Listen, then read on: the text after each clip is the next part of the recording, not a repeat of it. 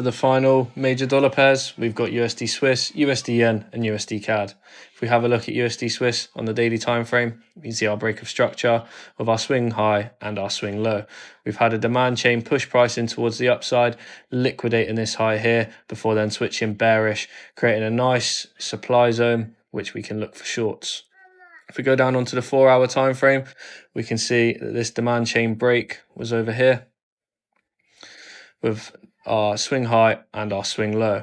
We've had price push up in towards the upside, retracing towards the 50% of the fib. We didn't quite manage to liquidate this high here, and therefore positions were lower probability.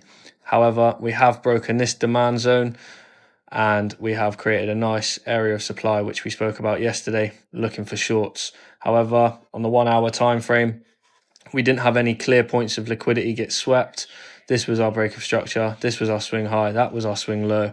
This was the only point of liquidity, but we didn't quite swipe it, but we did break the demand chain, so shorts were valid.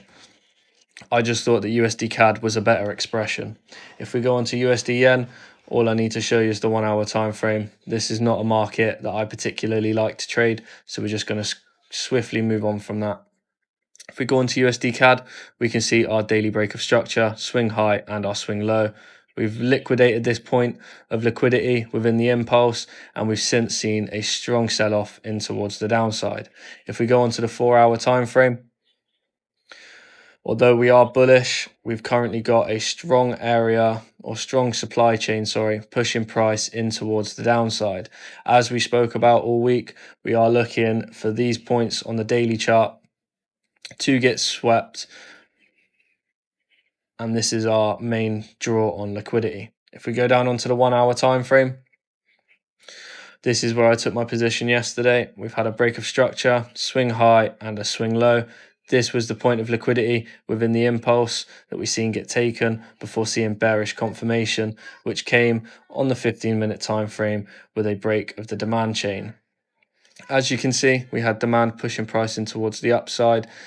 This was the most recent demand zone, which then got broken, and which was where I had my entry. I had my entry after breaking the demand chain, back up on the retest.